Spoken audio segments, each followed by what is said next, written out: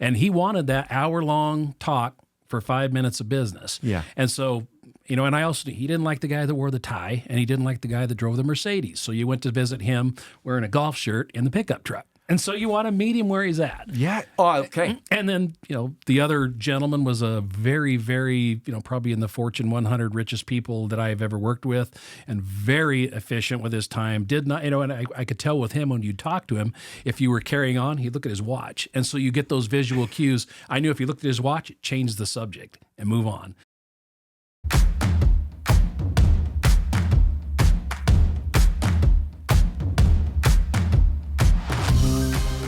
Most people think that commercial real estate is about deals and square footage, and it's not.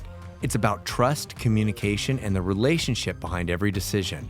My conversation with Gordon Hester, President and CEO of Kiemle Hagood, is about what it really takes to continue building a company that lasts. Gordon breaks down why branding matters, why clients sit at the top of the pyramid, and how clear communication can drive long-term success on today's episode of the Blue Stiley Podcast. Everyone, welcome to the Blue Stiley Podcast. My guest today is Gordon Hester with Kiemle Hagood. You're the president and the CEO. And if anyone has ever been driving in Eastern Washington or Idaho, I am sure they've come across your signs for sure.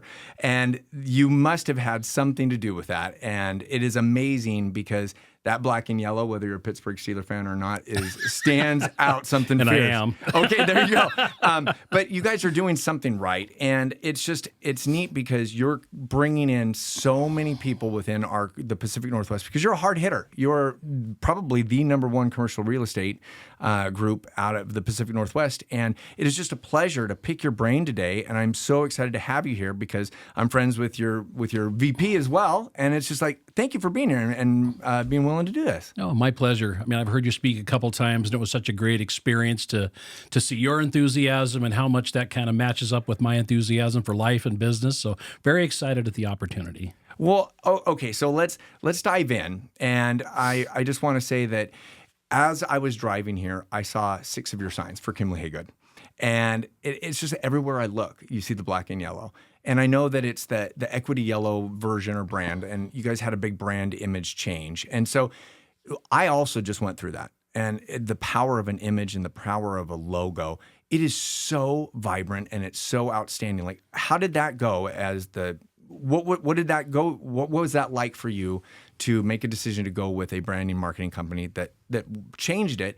And what has the response been with that amazing black and yellow sign? Yeah, we worked with DH here locally, and it was a really fun, amazing, creative process for them to come in and bring their team in with our management team and talk about, they start with what's your culture, what's important to you, how do you identify yourself, and then that evolves into your catchphrases and your marketing slogans, and then colors.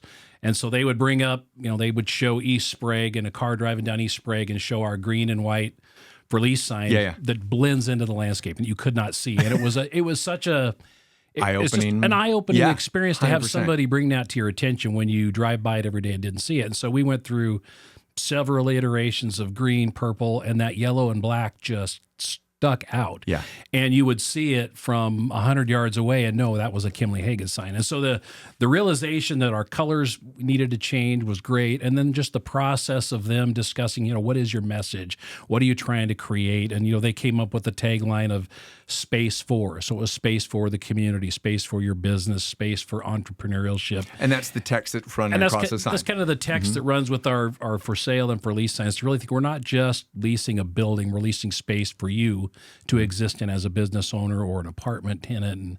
And so it was really fun because it matched up with our culture a lot about really caring for our clients and tenants. And the color was it's been crazy how many people notice that. Oh my God. Do you have friends that send you pictures and they're just like, oh. Yeah. My dad cracks me up. My dad and mom moved to Spokane about 4 or 5 years ago, and every sign he sees, I saw your sign on that building. What's going on there? Yeah. Well, we have 600 listings, Dad. I don't know everything out there, but it's just fun. Everybody sees it and notices it. Oh, that's awesome.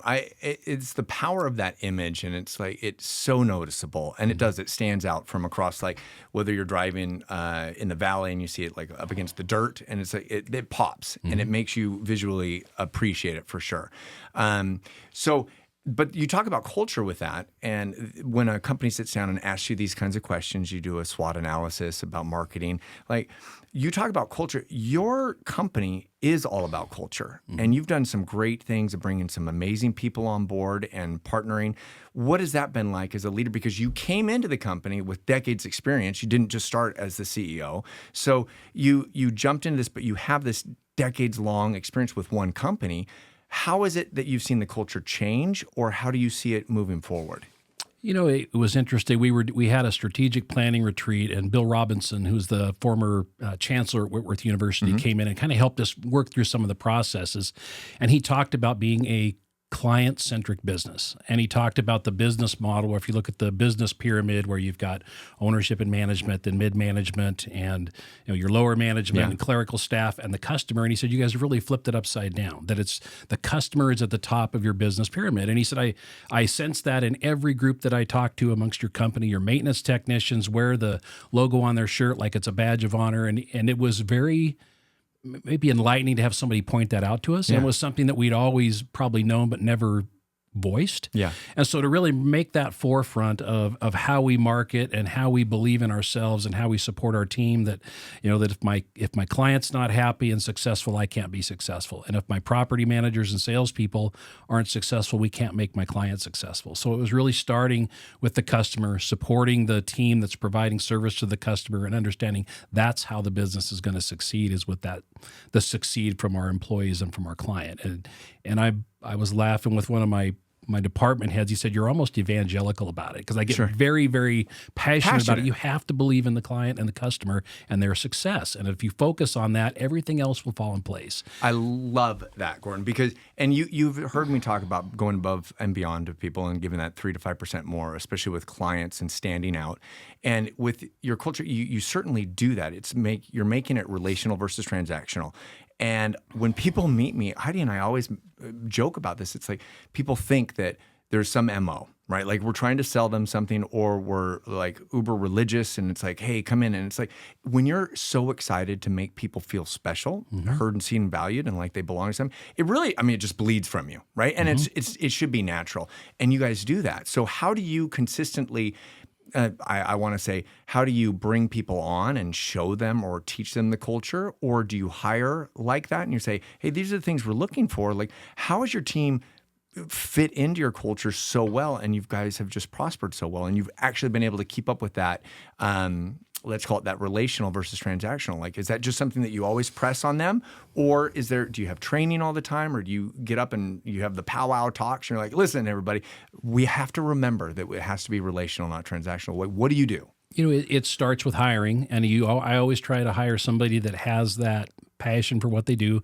And you can find out, it may not be real estate in particular, but do they have a passion in their life that they feel special about it, that they believe in strongly? Because if they don't have something they believe in, it's really hard to get them to believe in what I do. Sure. And so just with you, when I heard you speak, you're very genuine. And so you come out and you kind of tell your story. And that's kind of what I do with the people that I'm interviewing and hiring. I want them to understand my story. How did I start at Kiemle Hagood? Why is it important to me? Why are our customers important? How do they support what we do?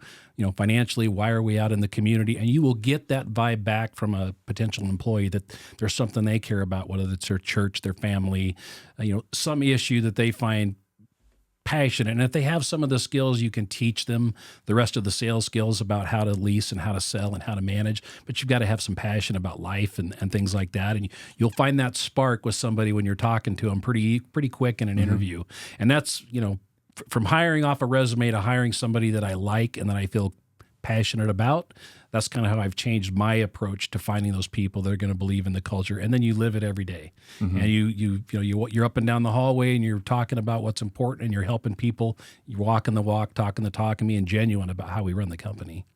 That's straight. That hits home in so many industries, because I think what you're doing something right, but a lot of people are missing that mark.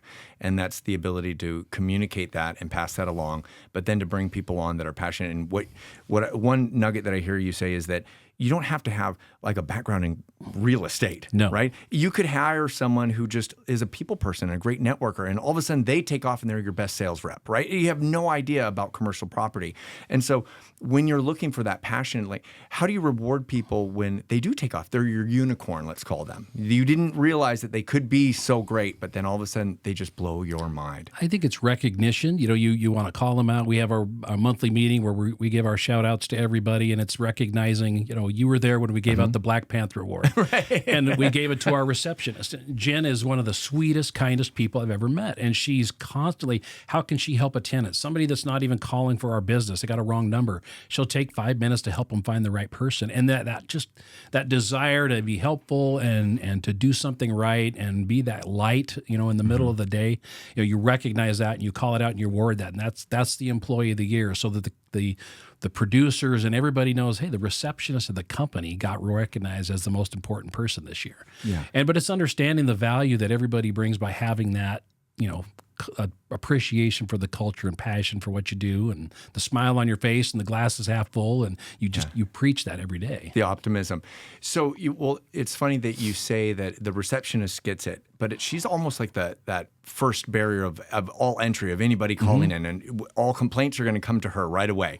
All the great news is going to come to her right away. So it's that person is your first barrier of defense.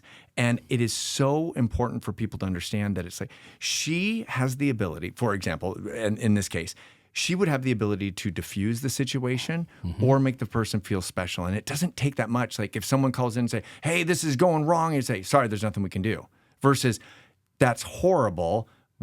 Let me talk to somebody and see what we can do. Whether or not she can do anything, right. At least you're diffusing the situation. It sounds like she's a rock star at that. She is. And in a similar sense, we have 40-some maintenance people. So these are people that are out changing the light bulbs and fixing the plumbing and working on the HVAC. And we train these people in customer service. And we hit it constantly that, you are the face of Kiemle Hagood when a tenant has an issue in the building. So when you walk in the door, smile at them. How can you help them? And it may be something that we can't fix, but boy, be helpful and hey, let me get in a plumber and I'll call them in. It's a company that we're comfortable with that can really help you out with what you're doing. And those people have the same attitude.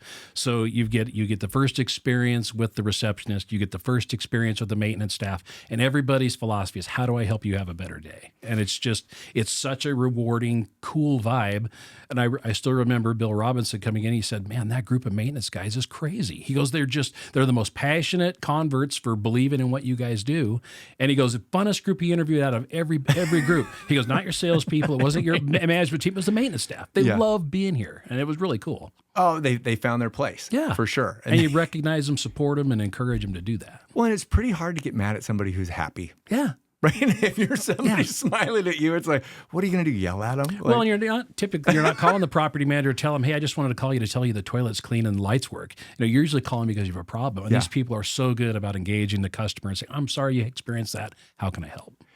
Oh, you just tapped onto something that's like Yelp reviews. How do you guys deal with Yelp reviews or Google reviews that are positive and or negative? Like, do you have somebody who does that? Or like, how do you diffuse those situations? Because I'm sure you get them. We hired a new marketing director about 2 years ago, and she has been very proactive about trying to at least provide a response. And you're right. Nobody gets on Yelp and says, "Oh, Gordon is the nicest guy." But you are. They don't know that, but it's they messed up something and my building's terrible. Yeah. And so trying to provide some context, and you always start, "I'm sorry you experienced something unhappy with our company," and be sincere about it. You don't want, even if they're wrong and even if they're being a jerk, you're still sorry that they had a bad experience. So you want to be genuine about that and express it and try to fix it. Oh my God, that's awesome. But whatever you're doing something right, because everyone that I talk to about Kiemle Hagood, they're just like, oh, it was a great experience, and they set us up with this, and you see the signs everywhere. So you're making a mark, and I know that you're doing that within the community as well, because I know that you're involved with the community, whether that's fire service or firefighter service or giving back to the community. Like, how important is that for you personally and for the company to actually get out in the community? Being in Spokane, Liberty Lake, Coeur d'Alene, and the Pacific Northwest. When I started 36 years ago, Ed Kiemle and Jerry Hagood were both involved in the community in a variety of different organizations. And Ed was at the chamber and Jerry was at the board of realtors. And you just saw this commitment that they wanted to be out in the community thanking the community for giving us an opportunity to make a living here. And it's been a consistent, positive message from ownership through Tom Quigley and Larry Soren and everybody else and Casey and I, that we understand that, being here is a bit of a gift, and having that ability to give back with your time and your expertise and your financial resources really pays you back in ways that you'll never understand. And so whether it's, the college, supporting college scholarships, whether it's supporting the church, whether it's, being involved in business organizations and advocating for our clients, those relationships and that sense of we appreciate you as a community, and you'll get that appreciation back tenfold. So it makes you feel good. I mean, you like being at the fire department and helping somebody when they're having a bad day. And so I can bring financial expertise to the fire department. And when I was younger, I could drag hose and spray water. I don't do that anymore. But, it's an amazingly cool feeling to get that back, and the appreciation to care about the community you work in. Well, and I'm assuming that you guys are a family too. Mm-hmm. I mean, you guys, whether it's your team or your management or your maintenance people or even your receptionist, Jen, it's like everybody comes together and they feel part of a culture. How do people? I know you have an open door policy in the sense that people can give feedback. How has that helped you grow as a company or improve and provide a better service and product to your clients through people that? Through everyone within your organization, like how do they give you positive feedback that has helped grow? Part of my journey in being better at what I do was starting to understand my own biases and the own way I approach communication and leadership. And so I'm very competitive. I'm a practical problem solver. So if you come in the door and say, "Hey, Gordon, I got a problem with this," my first reaction is, "Blue, let me fix it for you, and this is how we're going to do it." Yeah. And I realize that's not a constructive way to deal with most people. So becoming self-aware. That works for me, though. That works for me. Well, Casey and I are funny because we're very similar. That we're practical problem solvers, and so to understand that I need to lead more with empathy, that I need to probably be a more proactive listener, and so to be intentional about the things I'm not good at, and to talk to our management team about those same things. I have different skill sets with different managers, and to understand as we approach communication with our team, whether it's addressing problems or whether it's encouraging somebody, to recognize that and all lead to that same common goal of improving the situation for that person, and that culture of caring about each other and being respectful and receptive to a different way of, I may deal with a different couple of employees a couple of different ways. And it's been very successful and helped us as a group, I think, talk through that stuff and be more open to being flexible to the person that's communicating and not me. Yeah. So I want to hear what you're trying to tell me the way you want to deliver it, not the way I want to hear it. And Absolutely. But it's hard to be self-aware about that. You have to be very intentional. But you learn that through experience, right? And through decades of experience and jumping into the CEO role, it's like you already tapped into one of those where you thought that the sign for Kiemle Hagood was great, but you had a bias against it. It's like it's what had been around forever. It was a name, recognition, but it's like you weren't seeing something. And I think that a lot of times that top, bottom, top communication skills with your employees or your management company is that they can tell you things that you don't see. Because you can't be everywhere, right, Gordon? Right. It's like you might have an office, you might go into the office every day, but it's like you're not in Coeur d'Alene. You're not at the mates. You're not always putting on your tool belt and getting out there and getting dirty too, right? You're not always with a client and listening to what their specific needs are. So you have all these people that are around that are listening and they're able to give you that information, but you can't be all places at one time. And so that's where it's so important. Well, in creating the management team, it was really looking at the skill sets needed and getting a very diverse set of skills. So I'm going to have a very different way of looking at something than Casey does. And Casey's a brilliant broker, a great salesperson. I mean, dynamic personality, and him and I think about things differently. And so being respectful of his talent and knowing that voice is really important in the room. And then bringing our CFO, Leslie, in because she has a very different way of looking at things. She's got a very creative vision, has worked in software companies and things like that. So she looks at things differently than we do. And then bringing in a couple salespeople and a couple property managers and a couple maintenance people so that we have this broad perspective and a very respectful way of communicating with each other. So we've got a lot of interest in the room, a lot of diverse talent, diverse styles, and we really come to great decisions that way by bringing in a lot of those voices and encouraging, good dialogue. Was that okay? So you didn't start the company, but you jumped into the CEO position, and so you're now the leader. And if you had started a company, for example, maybe it would have been harder for you to relinquish that power and not have all the say and fix everybody's problem, right? Is that a benefit that you were with the company for as long as you were, and now it kind of it teed you up to be able to listen to other people and surround yourself around people who have different skill sets and that can communicate differently and express those problems? Has that been a pro for you? I think it has. And if you look at the traditional real estate company, a small regional real estate company back in the 70s were typically vehicles for the real estate company founders to create wealth and to buy buildings and manage their own stuff. And, Kiemle Hagood evolved over the last 40 years into a real estate services company. So the whole mission of what you're trying to do changes. And I've been blessed working with, Larry Soren and Tom Quigley and Casey Brazil and other owners who kind of saw that transition. And we worked together collaboratively to create kind of a different company. And so having that experience and looking at, some of the past leaders that were brilliant people but led differently than I do, it's a great opportunity. And then also, you talk about your community involvement, being in other boards and other organizations. You see leadership at so many different levels, whether it's at a nonprofit or whether it's at, the college or whether it's in the fire department, and you get to take the good and learn from the bad as you go. Absolutely. So it's been wonderful.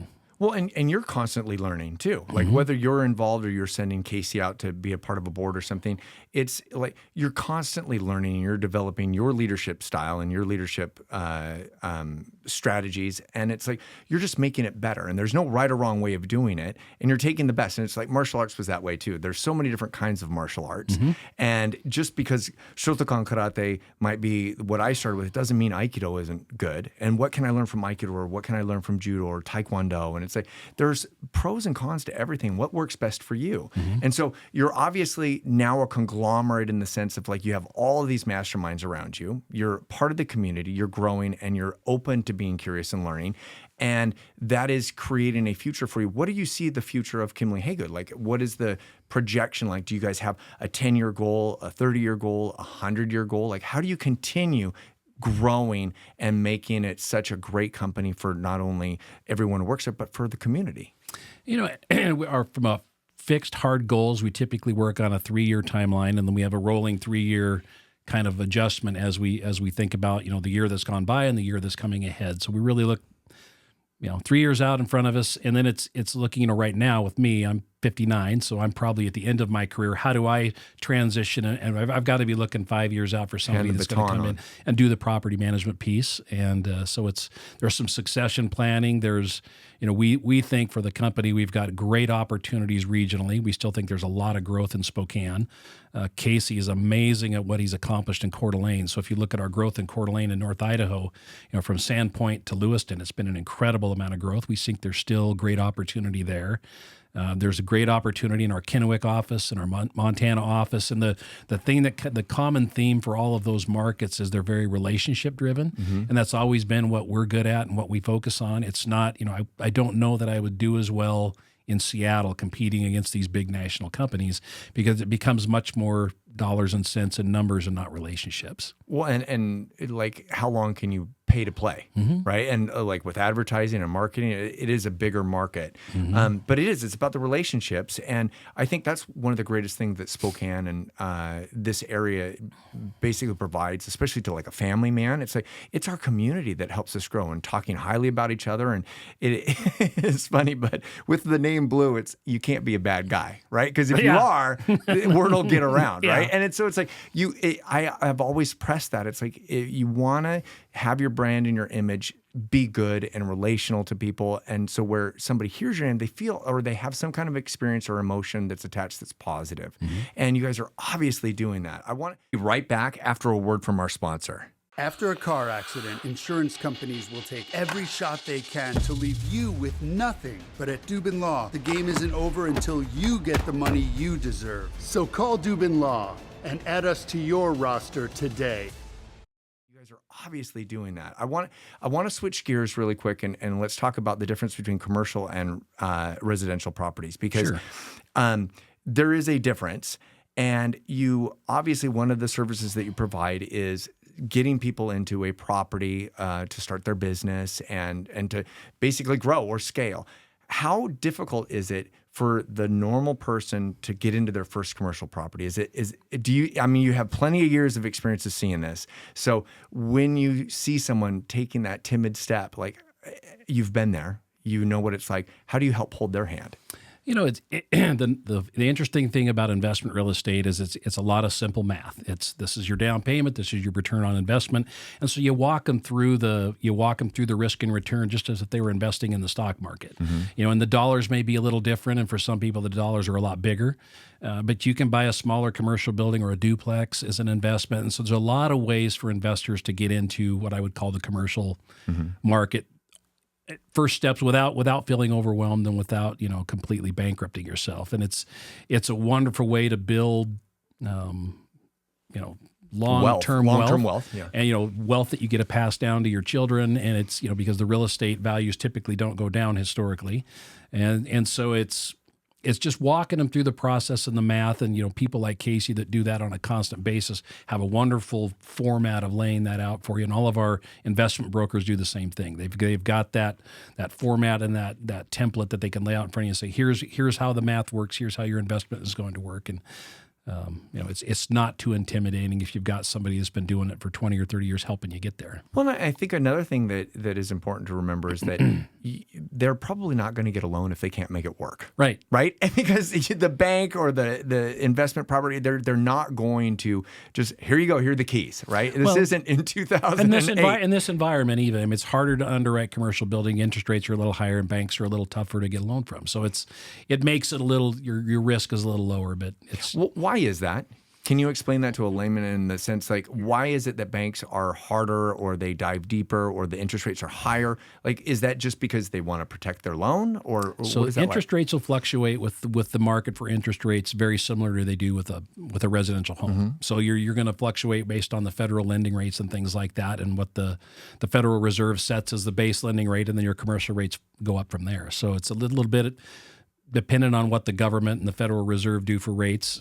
Some of it's based on, when we saw rates at 3.5%, 4%, those are historically the lowest rates we've ever seen. Can we go back to those? So yeah, I don't know that you'll ever see them go that low, but what you will see is, 6.25%, 6.5% really is not a bad rate. It's a pretty good historical, competitive rate. So it's getting the mindset to help people understand you may not get 3.5%, but you can still make 6.5% work. But you can still make money even at that higher interest rate. Correct. And maybe it's not as good as 3.5%, but is that something also you say to potential clients, like it's better to get in now than it is tomorrow, maybe, whether or not it's a decision maker? Or really, I look at what the actual product is. You can make money on a 10% loan if you buy the right property at the right price. So it's really looking at what is the investment? Does it make sense? Is it a good solid tenant? What's your income stream look like? Is it a quality building? Or are you going to have, is the roof caving in? So there's a lot of things to look at. How secure is your investment on that money? And then you can back into what you pay for it based on the interest rate. How do you see commercial property right now? I don't want you to have the globe out and determining, but like, how do you see the Spokane market, the Coeur d'Alene market? Because Coeur d'Alene and Spokane are different. Very different. Right? And Coeur d'Alene, my wife, she was like, why didn't you show me Coeur d'Alene when we first moved here?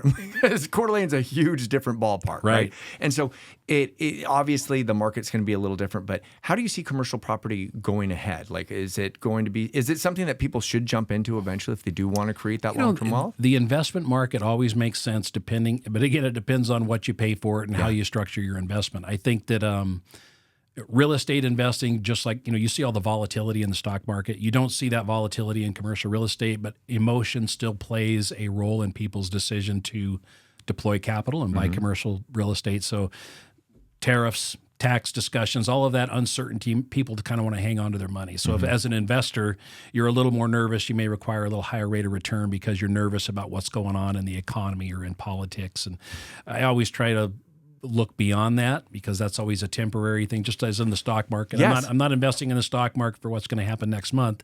I'm investing in what's going to happen 5 years from now. But I'm assuming you translate that as a leader and CEO of Kiemle Hagood too. And real estate's the same way. I'm not really investing in this building based on what I think might happen tomorrow. I'm investing what I think is going to happen in the next 3, 5, 7 years. I'm assuming you do purchase commercial property yourself. Like, can you explain to me your first time that you did that? Was that a scary situation? How did you feel? I was really excited. You know, I was a building that I bought with Casey. Casey and I were partners in an office building over in Montana. It was a great opportunity, a little office condo of about 1,200 square feet. So it wasn't a big investment, but it was exciting. Didn't take a lot of down payment, but yeah, and still own it. And it's a great little building. Oh, that's awesome. How are vacancies now that you're seeing? Are we booming now? Are we starting to get back into that boom, or are there a lot of vacancies within commercial property? Because I know Seattle is more, everybody, let's get back to work and let's come back into the office, whereas Spokane, there might be a hybrid or there might be virtual versus going into the office. But it's like, do you see that it's going to tend towards more office space is starting to increase again and people are going to come in? You know, it really depends on the type of real estate. So like retail real estate, industrial real estate, all have really strong markets right now. The medical office vacancy is less than 2%. So medical office is a very strong segment. Downtown office space is pretty weak. We're at about 26% vacant right now in downtown office. So that's a lot of vacancy it's just under 1 million square feet vacant in downtown. So there's a lot of available space there, and we've seen progress both with people coming back to work, less hybrid work, and with improvements in the crime and homeless stuff that was going on downtown. I mean, the city of Spokane has done a really good job the last 4 or 5 months helping clean that up. So people Big shout out to them. People are now way more excited about coming back downtown and shopping, and as a result, occupying office space. So, well, okay, so I grew up here. I went to high school here, and then I went over to the West Side for 30 years. And it's like when I came back, Spokane was always, they were always adding to it, right? And I remember a friend of mine called and they go, hey, we have a P.F. Chang's. I'm like, oh, congratulations, right? But it's like, Spokane has changed a lot. And the biggest things that I'm seeing is Liberty Lake is growing exponentially. Huge. Post Falls is starting to grow. Coeur d'Alene is a monster gorilla by itself. And downtown, just in the shopping area, is so beautiful. I mean, we would always go over to Bellevue for Christmas time and go shopping. And it's like, downtown still offers that. And I love that feeling of that Christmas time holiday feeling of being down there, because they make it feel safe, and it's a wonderful experience to be down there. So they're obviously growing. Is there a specific area within our community or our area that you feel is going to take off? You mentioned Liberty Lake. I mean, the growth in Liberty Lake has been crazy. Post Falls, we had all of the land around Cabela's listed for sale 2 years ago and sold it all off in about 6 months. So the construction activity out there in Post Falls is very strong, and it's a mix of residential. Cabela's owned all of that area? It was just around them. It was owned by different investors around Cabela's, but the multifamily and then industrial product being built out there. The West Plains, if you go out through Airway Heights, I think Airway Heights is really poised for a change, and it's a really old, oddly designed downtown. If you go through, there's not a lot of sidewalks and walking in that main retail area, but the growth out in Airway Heights has been tremendous. Okay, and I grew up going out to Fairchild for I don't remember what it was, but it was the plane day, like whatever Skyfest. Skyfest, is that what it's called? And going to Longhorn Barbecue and getting that, and then watching all the Air Force, the planes go around. And we went out there when we came back last year, and it is amazing how it has grown. And it just feels like business after business after business. And it's like, this is nothing like it was when I was a kid. Right. At all. It blew my mind. Yeah, great change. And a lot of that, you've seen wonderful development around the casino, both the Kalispell Casino and the Spokane Tribe Casino, and then all of the industrial development near Amazon out by the Medical Lake Interchange. So all of that area is kind of starting to grow together and develop, and it's been a huge change out there. But that area will continue to grow. I mean, the big challenge you have is you've still got to provide power, sewer, and water, so it's getting the infrastructure in. And it'll be interesting to see how Airway Heights redevelops kind of that downtown area. Will they get a town feel to it instead of just a pass-through on the highway, which I'm hoping they do. I do too, because it felt like a Vegas strip, honestly. Yeah, it's you're like you're driving through somewhere else. Yeah, and then, there's a turnaround roundabout, and let's go back through it again. Yeah. But it has changed so much, and I think that the potential for growth is amazing. And I love it, because now you can go to downtown Spokane, you can go to Post Falls, you can run over to Coeur d'Alene. And I think that, like in Seattle, for example, it was like everything was, you had to go in and it took you 45 minutes to get to a spot. But here, really, it's like 25 minutes, maybe, in any direction that you could go. And there's so much to offer. Yep. What is the Kendall Yards area doing, do you feel like, because we love to go down there and it's just, we're waiting for it to grow and grow and grow and it just never is. Is there, if you were to say something that was the reason that it's not growing, what would that be? They've just announced their next phase of development towards the end of their residential development there. Greenstone Development has, and it's an amazing, fun, really cool, different vibe than anywhere in Spokane. And so I think part of it is you're waiting on the economy and you're looking at the cost of capital and whether you can sell your units for the right price. And Jim Frank's done an amazing job, balancing what he has there with what he can do. And I think you'll see that development start this year again because I think he announced more residential units towards the end. But have you ever run Bloomsday? No.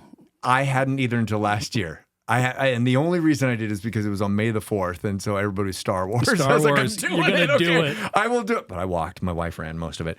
But you see a side of Spokane that no one else ever sees if you run that thing, and you slow down.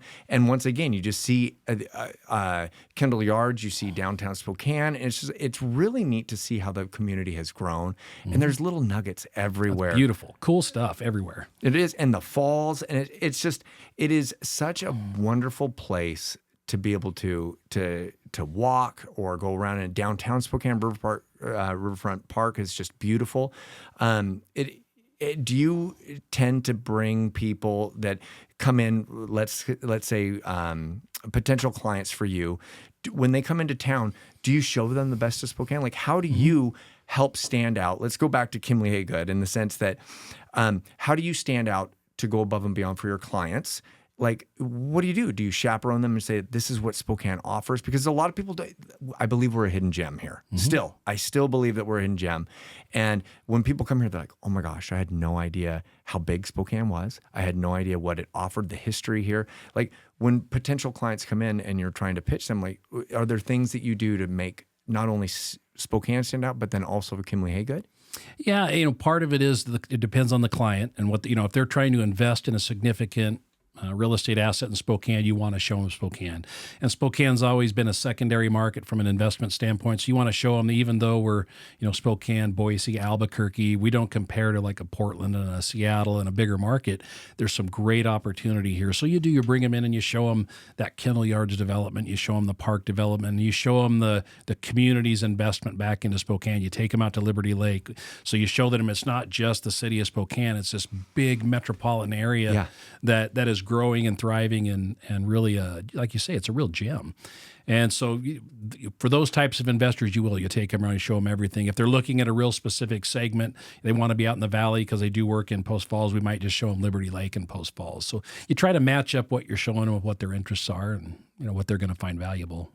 Well, and I think as someone who is coming into this market and your eyes are blown wide open, I just, especially if you come in at a time where it's not all dreary and snowy, right? Because we have some of the most beautiful summers and springs here. And even though it's hot and it can be really, really hot, it is a hidden gem. And Coeur d'Alene's right next door. And if you were to pinpoint the epicenter of Spokane, where would that be? Where would you think like a good place to be would be? From a residential standpoint? For a residential, like when people are coming into Spokane, like what is the ideal spot do you find that is, if you can live here, you can get anywhere? Well, I mean, you made a good point that you can get darn near anywhere in Spokane in 30 minutes. Okay. So, and I'm a bit of a hermit. I live outside of a town. I've got 10 acres and a shop and a dog, and I like my room. Yeah. And I've always lived outside of the city limits, and I get to work in 25 minutes. So, and Casey lives in Liberty Lake. He can get downtown in 25 minutes, you can get to Coeur d'Alene in 20 minutes. So it's because of the way it's laid out and the way everything works in Spokane, there really is no one spot that's the best spot to be because you can get anywhere in half an hour. And, I live way northwest, kind of out in the Tules, but 30 minutes, even in bad weather, it's 30 minutes. I love that. What is something that most people don't know about commercial property? Is it, an example would be like, there is a difference between interest rates and things, but it's like, is there a difference that most people just don't know about commercial property? What is the difference? From an investment standpoint, it would be understanding the product type. So it's a very different investment if you're buying office buildings than if you're buying retail buildings because of the way the leases are structured. Interesting. Okay. So it's understanding, who's responsible for maintenance at the building. Is it the tenant or is it the landlord? Are there caps on expenses? Who's responsible for the roof? And it's understanding the nuances of that individual commercial building that makes it different than, say, a rental house. Because typically the house and landlord's responsible for everything. So it's understanding. It really depends on what the lease agreement is between the tenant and the landlord is really where you're going to find, some of that nuance of investing in commercial. Okay, so the Seahawks are going to the Super Bowl. Okay, I'm not changing gears here, but they're going to the Super Bowl, and I was just having this discussion about how much money that brought Seattle, right? Whether it was vendors or whether it was businesses. What is something that Spokane could use or utilize to make more benefit for the community? Like, is there something that we're missing here within our community that Seattle does have? If you look at Spokane over the last 5 years has done an amazing job of creating some of those things. So we have the podium with that indoor track. That's an incredible venue and just a really cool, if you haven't had a chance to go and look at it, take a tour of that. It's a really cool indoor track that have elevated banking and it's really cool. And then you've got the soccer stadium right next door. You've got the arena. You've got all the renovation in the park. And when you've got the hotel opportunities, so convention, visiting, traveling, sports. You have the hub complex out in the valley. In the valley. So I think that attraction to I won't call it pro sports, but either semi-pro sports or family sports is really cool for Spokane. Well, we had Tom Glasgow on, and he was talking about, like, he loves going to Mariners games and the Kraken game and the Seahawks, but it's like one of the things that he loves the most is going to the minor league games. And like the Spokane Indians and the Chiefs, it's so family oriented, and it's a price point that you can afford. Right. And I don't want to give away the secret, but downtown Spokane is very cheap and inexpensive to park your car. Whereas you go to Seattle and it's like $80 to park for a Mariners game. Like, oh my goodness. So there is something to be said about the downtown area and with sports and it being family related, and it's just there's so many things and opportunities for families to do. And I think that's what sets us apart, the Spokane area and Coeur d'Alene area, is that it's just like, it's so community and family oriented. Yeah, that sports tourism is a big opportunity in Spokane, and Spokane has done a good job of trying to grow that. And I think you're going to see that continue over the next few years as we recognize that value. And whether it's a track event or they had I can't remember what she called it. It was the best beard contest. They had that at the podium. So they just have some really funny events in Spokane that, like you say, family-oriented sports tourism, Chiefs games, great restaurants, and, the opportunity for you to take the whole family. It's a pretty cool, unique niche for Spokane, I think. It certainly, and I love it, and my family loves it.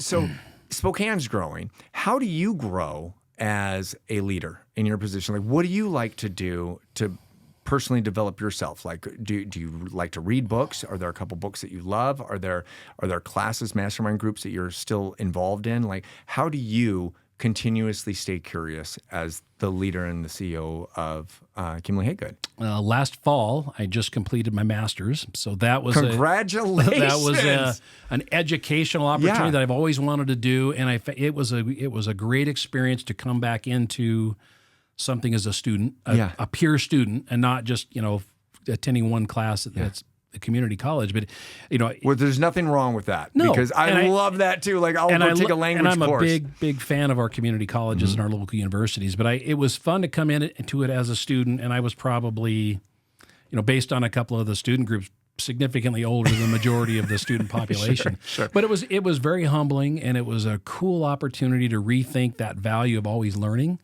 and get me inquisitive again. I hadn't wrote a term paper in years, and to sit down and write a 20-page paper about leadership and about learning and the value of all that, to me, really helped kind of just get me fired up again about life and learning. And, the fire department for me is a really cool opportunity to think about leadership and learning differently. You're with a lot of very young kids who are in there, 19 to 24 rookie firefighters, and I can come in as the old guy that did it for a while, but now as the fire commissioner, the financial performance of the fire department look at it a little different, but I still get to engage with the younger people, and so it just keeps you inquisitive and curious, have the opportunity to visit with people like you, same thing, and you would always want to be open-minded about learning something new from everybody you can. and you're staying curious, right? And I love that, like going back to school, it's interesting. One of the things that I've found that is most enjoyable for me is that you don't have to stay with a single job for your entire life. And it's like you can wear a different shirt. And so being able to put a different shirt on, you're going to suck at it at first, and you're going to feel like you're the young spring chickens are way ahead of you. But you eventually will learn if you're interested in it. And finding those little things that bring you pleasure and that you can be passionate about, but in the long term, they actually make you a better person too. And I'm sure that you made connections with the MBA program, and you were able to grow as an individual. So explain to me, like when you got that, what did that feel like as when you graduated? Were you like, oh, there's another T-shirt that I get to wear that it gave you a little sense of pride?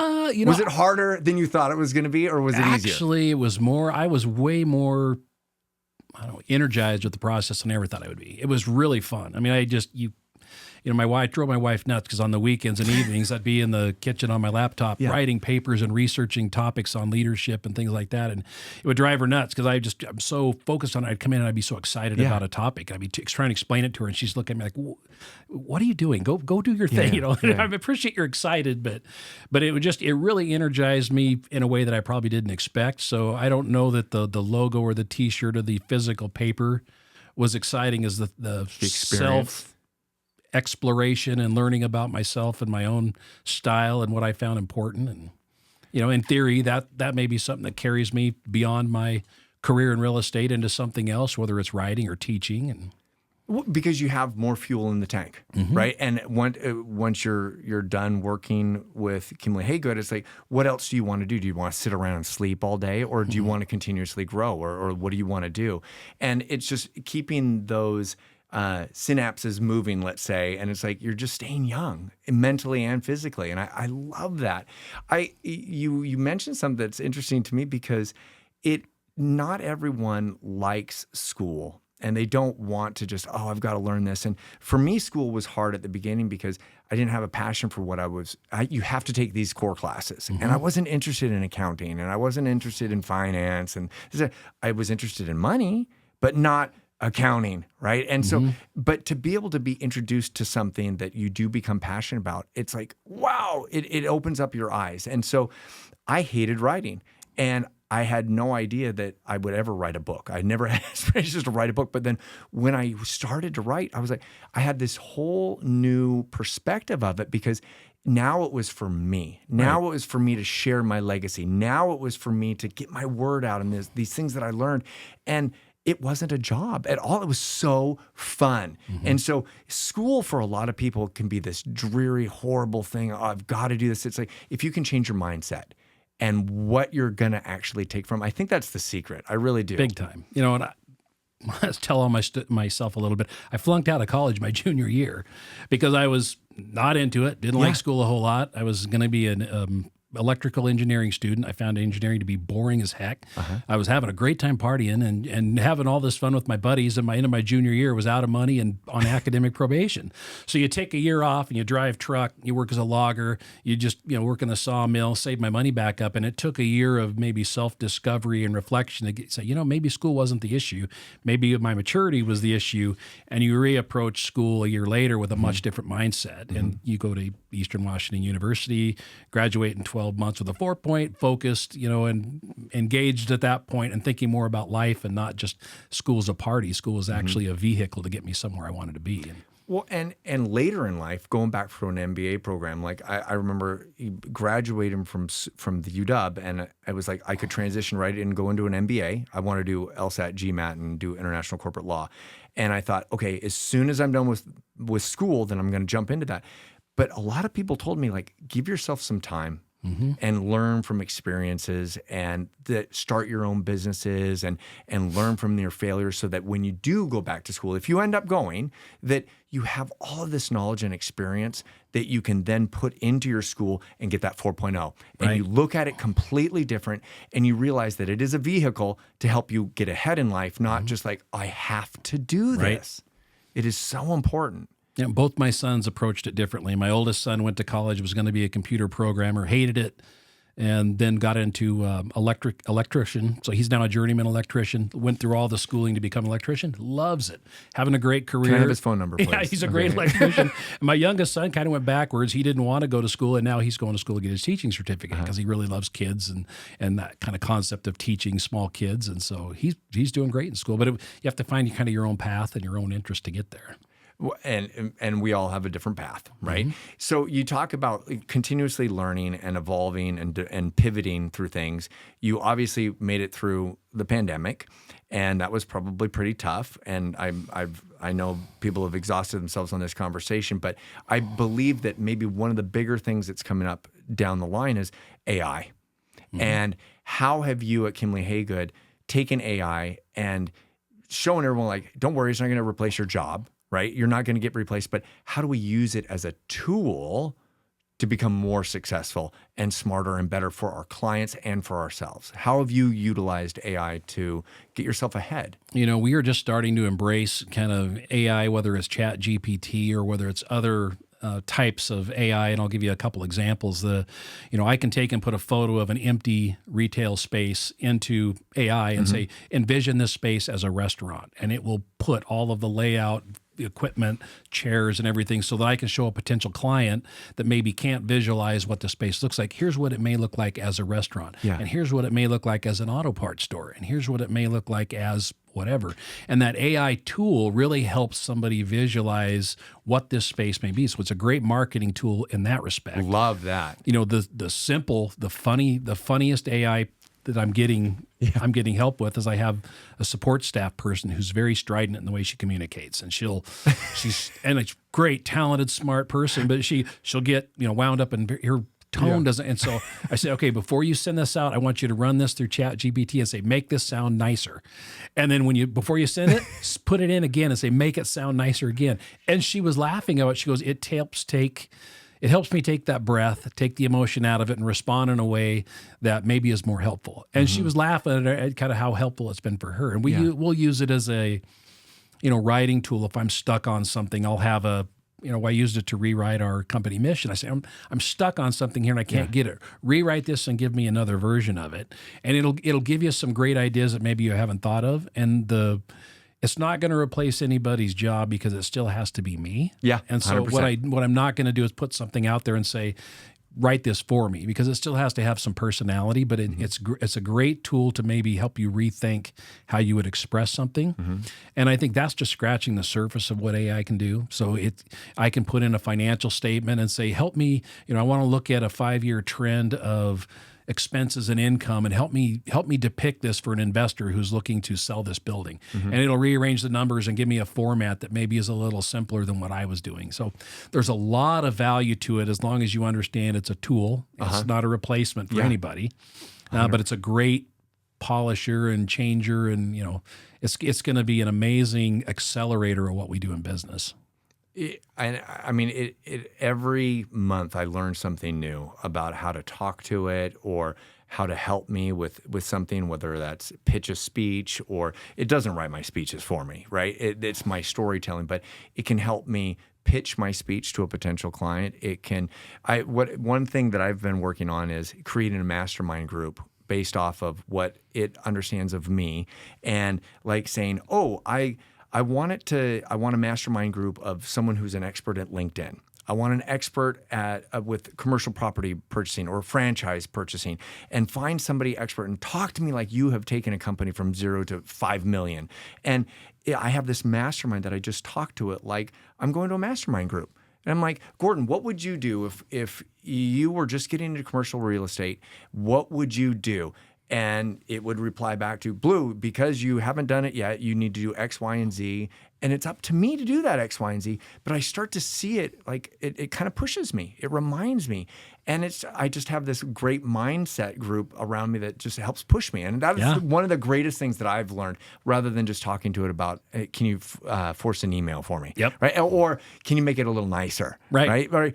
The other thing is like negotiations. Like, how do you negotiate? Like, what is the history off of this, and how do we do it? And it just gives you these ideas that I can then take the nuggets, just like what you had earlier said about with Kiemle. And it's like taking those nuggets and what's going to work best for you and then apply them to your story. Yeah. And it has opened my mind up. And I know that it is just scratching the surface, but I'm excited about it. And I stay curious. I'm just learning. I'm like, wow, I wish that had been around when I wrote my thesis at school, right? Well, if you think about the internet, the way the internet changed our society and business and the way we communicate and all of that. I mean, AI is equally transformative, I think, we will see, people that embrace it and understand the value and use it as a good tool, I think are going to be way ahead of everybody else. And I still remember when we first got the internet and email, I would send an email to one of my property managers, and he was a very elderly gentleman that worked he came into the business working for General Motors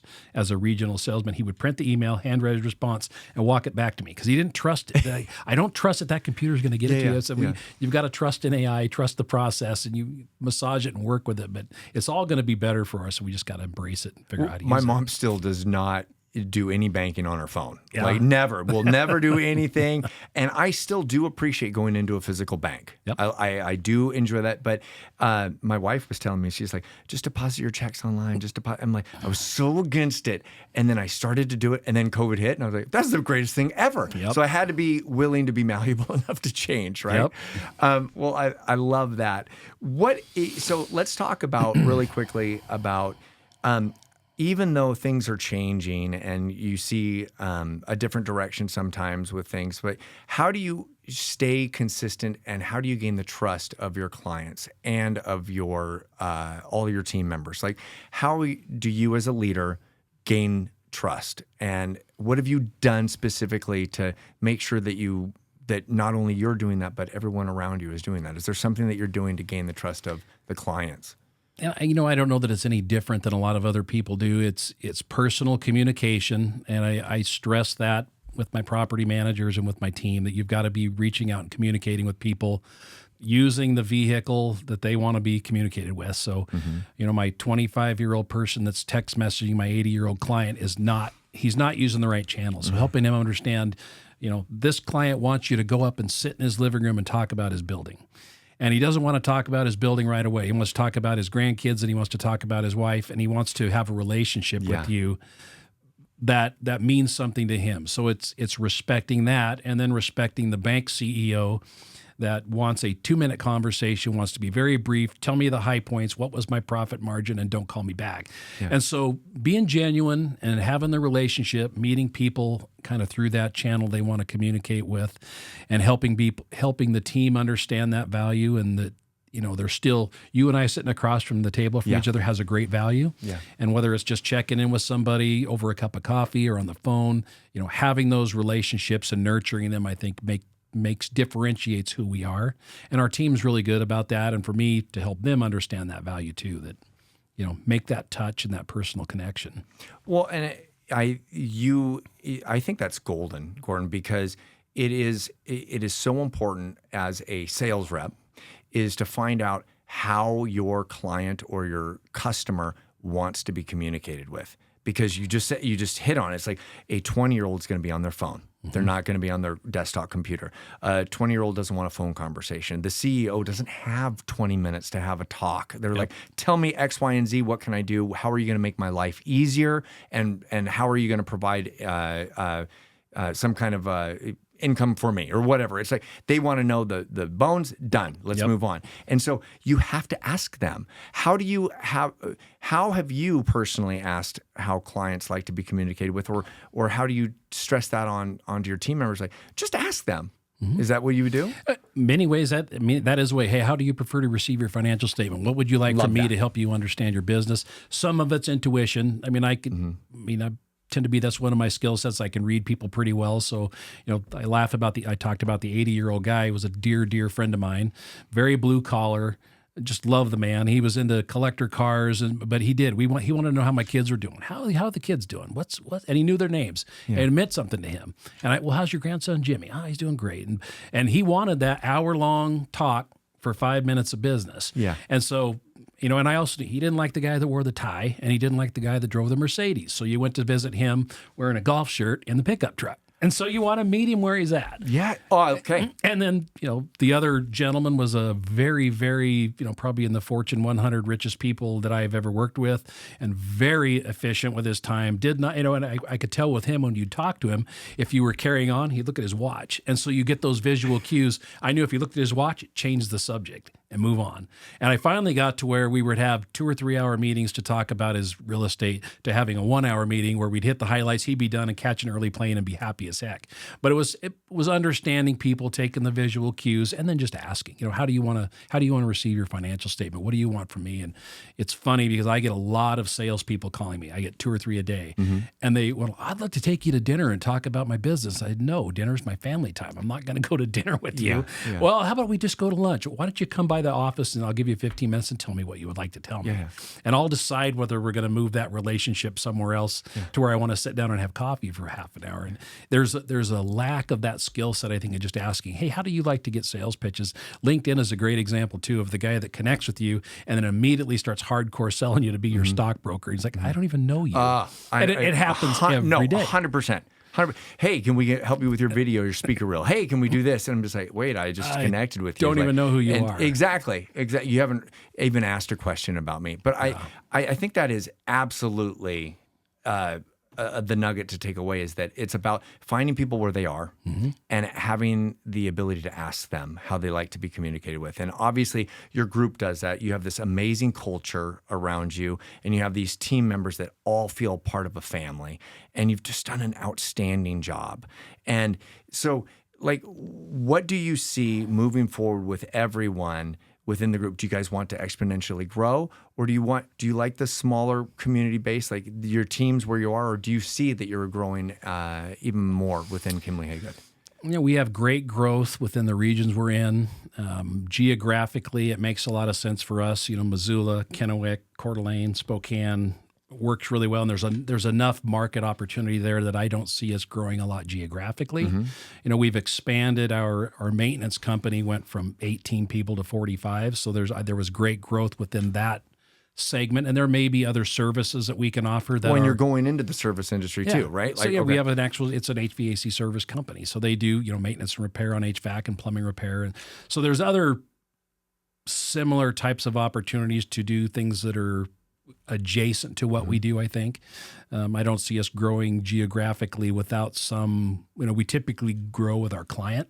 So Providence Healthcare was one of our best clients, one of our biggest clients. And when they had a need in Tri-Cities, we grew our business down there with them. So, that's awesome. And same with Montana. We grew with Providence over to Missoula. So it was really trying to look at the opportunity and not cold start a business somewhere. But then you're also tapping into a relationship that you've already built. And that is so imperative for people to hear. It's like they want to do business with people that they trust and that they have a reputation with and that they can count on. And you've done that because if they're moving into a new market, they want to hire you. They want to bring you in. And that's got to feel good. It has to feel great to know that you've created a company and you've kept the company going for as long as that, and you're still growing. How does that make you feel emotionally? Like, when you go home and you're not working on your paper anymore? Like, what is the bucket of fill of happiness for you now? Like, what brings you the most happiness in the position you're in now? If you look at it, it's really, if you look at the team, all the employees, and you walk around that office, and they're all smiling, and they're all working hard, and you go down to the sales office, and Casey's team is all energized, and they're focused on stuff, and they're laughing, and it's not anything I'm doing. It's this collective effort that all of these great employees bring to the effort, and it's all of them. And you go home at night, and you go, man, that was a fun day. And we, had a great day. I talked to Bob, and he's doing a successful, real estate transaction. And I gave a referral to Rick, and he's going to make some money on that. And Jen smiled at me when I left, and we were joking about something. And, it's that collective vision that all of these people have long after I'm gone that's going to keep growing and keep fostering, positive results with our clients. And it's just pretty cool. Well, and you're leaving your mark, and somebody else has left a mark for you, and now you've taken over, and then it's something that the succession plan that you can hand on. But it's like, you've done a fantastic job, and they let me do a fantastic job. It's really the employees, not me. But I mean, it's like you've surrounded yourself around a confidence team, and Casey is one of those people that it's like he goes above and beyond, and he makes you feel special, right? And it's like to be surrounded by a group of people that you can trust and that know that they have the best interest at heart when making these decisions and being in that mastermind group with you at the office. It's like everybody's doing their part, and I think that culture is what makes it so amazing. And what a wonderful place to work at. Yeah. And I will also mention that, like, when I spoke to the group, it's like I could see the camaraderie and the happiness, the culture that has come out, and it bleeds from everybody. It really does. Everybody was so happy. So when you say, like, when I left and that was a great day, that you do that, and I think that's very.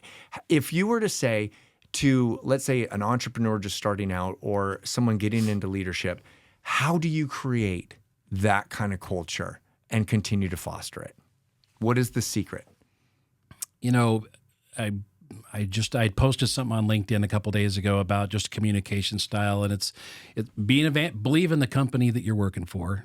Because if you don't, nobody's going to, I can't expect you to come in and be part of my team and support what we're doing if I don't believe in it. Mm-hmm. So I'm an evangelist about Kiemle Hagood, about the real estate services we provide. And then you be genuine in how you communicate it, and really try to meet people where they're at. So it's whether it's, if you're new to leadership and you don't have those conversations with your team, walk by and sit down in the office and how you doing? You want to understand where they're coming and help support them to be successful. And if you're helping lift them up, they're going to help lift your customer up, and that culture is going to kind of develop and grow and flourish. But you got to be genuine. Believe, if I come in and I'm grumpy and I'm ticked off and I'm like, yeah, Blue, go out there, chase that lead, go out there and do that thing, and you're going to go, oh God, that guy's a jerk. Yeah. I've ruined all of the goodwill I could have built for the last month. Mm-hmm. So and I had one of my clients, the same 80-year-old gentleman, told me, he called me one day, he goes, how you doing? I said, I'm doing great. How are you? And he goes, you always say you're doing great. And I said, as far as you're concerned, I'm always doing great. I said, it doesn't matter whether I had a bad day. I'm going to leave that on the kitchen table. Love and that. I'm going to leave it in the truck when I go in the house because I don't want to bring it into my wife and my kids either. And there may be times where I'm having a bad day and I got to take a walk around the block and I've got to go hit the heavy bag, or you go hit the gym, or you do something to release that tension. But you've got to be passionate, be evangelical, and really help lead that team and lift them up. And that always, as a new leader, you bring that passion and that genuineness to your team. That'll help grow that culture. Well, leaving everything at the front door, right? Like when you go in, like, and my martial arts instructor told me that I had a bad day. And I came in, and he could see it on me. I was wearing it, and he said, "Blue, you leave that out the front door. When you walk in here, you're here to train, and you take your mind off everything because that problem is going to be there when you leave. So don't bring it in here." And that stuck with me from everything. Like when I go into work, I'm not bringing my horrible pain into work. It's like, how can I make your day better, right? Because I'm there, and then when I'm done, it's going to be there. The problem will be there, but when you're in the moment. Be in the moment and be with that person be with that 80-year-old person. It's like, be the real you. And you obviously did that. Well, you think about you. When you came to speak to our group out in Liberty Lake, I could watch you off to the side, and you're thinking, you're putting together your presentation, and I'm up talking to my team, and I'm kind of watching what you're doing. The minute you stood up, you get the smile. It's Blue's smile. And you walk up, and you're excited, and you're moving your hands, and you're talking to the crowd, but you had your game face on, and you were bringing that enthusiasm and that passion to the team. And I thought, how cool. I watched you do that. And so it's no different than what I do. I just wanted the Black Panther. Yeah. Well, you got to work for the company to get the Black Panther. I love that. Oh my God, I love it. It's about changing. I remember a marketing teacher told me one time, he was like, when he would hear me speak Japanese to the Japanese students and the other classmates in the hallway or something, he goes, "Blue, you change your demeanor when you speak to them." And it's more polished, and obviously it's like I speak to them and I meet them where they're at. And then when I get back in class, I'm like this big ham again. And it's like you can change for your environment like a chameleon, and you can be pro or you can be a negative Eeyore. And so if you're in front of somebody, you might as well bring your pro happy optimism, because that's going to help you shine. Yeah. And it's game time, and it's like being that positive, optimistic person. It just makes other people feel better. And why would I want to hang out with a bunch of Eeyores? And I don't want to be an Eeyore myself. No. So it's like, I want to bring that shine. And have you ever experienced this? Like, has anyone ever said, are you really that great? Like, are you really that positive? Like, are you really that awesome to work with? What would your answer be? Yes. Lie about it. I mean, yes, no, but I even am if it's that not, positive. I love it. Yes, that answer was like super fast. See, and that's funny because you asked my youngest son. He's so funny. He's got a really dry, funny sense of humor. And he called me on the way to work this morning, and he said, "Have you made anybody cry yet, Dad?" But you just giving me a hard time. But it's just so funny. Yeah. I'm like, I never make anybody cry. Where do you get that? And he just thinks it's funny because he'll to poke me with a stick a little bit. But. Well, you did not make me cry, and I feel very special because you spent more than 20 minutes with me, and you are the head CEO. And I think that you've just given so many nuggets to introduce people into the commercial real estate property and kind of like what you do. If you were to tell an entrepreneur now who wanted to get into commercial property, like what would your one thing be to tell them to get into this market now and or do the right work? Like what is the one nugget that you would tell someone who wants to get into commercial property? As an investor, find that good broker that you trust that can teach you the markets because every segment's a little different. You want to have that expert. And I've got a real estate license, so I could sell houses all I want, but I know I'm not an expert at it. So when I buy my own house, I hire a realtor that knows the market, knows how to sell houses, and help me buy a house because I know they're going to help the process be better. So find that expert that's going to make the whole process better for you. You're going to learn a lot from them, and then you'll get to that point where you can do it on your own. But find that expert to help teach you the basics. Find that mentor or somebody who's an expert in that field. Yep. And that goes for any industry. I could do my taxes, but I'd rather somebody do them right. Yes. Right. I could do. It'll take me twice as long. Absolutely. I could hire somebody to look over this form, but I might as well hire a lawyer, who can look over it as well. Well, okay. So let's transition, and I want to because that is something that you do. Is that you do the brokerage and you do the servicing. Tell us how people can find out more about Kiemle Hagood. And before you answer that, let me turn back. How often is Kiemle Hagood mispronounced?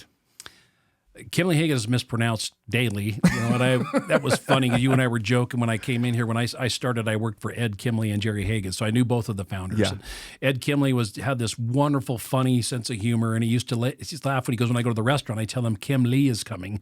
And so you think he's a little Chinese person, and he's Ed Kiemle, so that's why I learned how to pronounce his name. But so it's pronounced Kimmel, Kimeli, it depends, but it's Kiemle.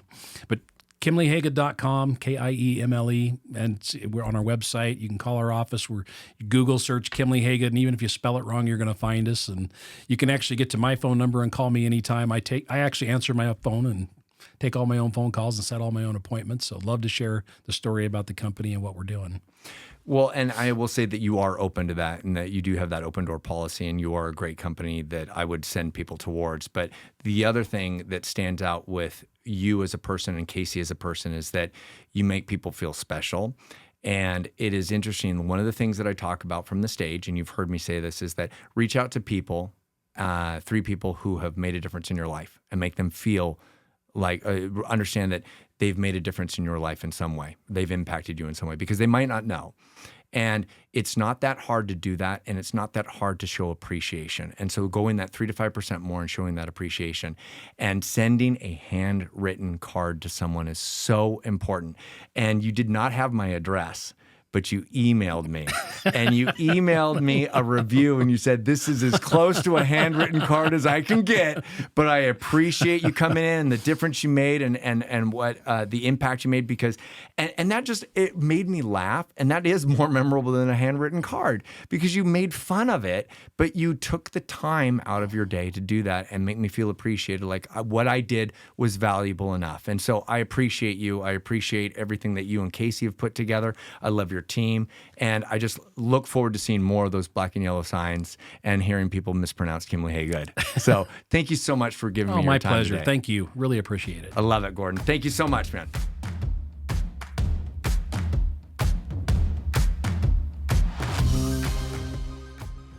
If this episode brings you value or you know someone who could benefit from it, the best way to support the show is by sharing and subscribing. It's completely free and helps us reach more people. And if you have any questions, feedback, or guests you'd like me to interview, drop a comment while you're there.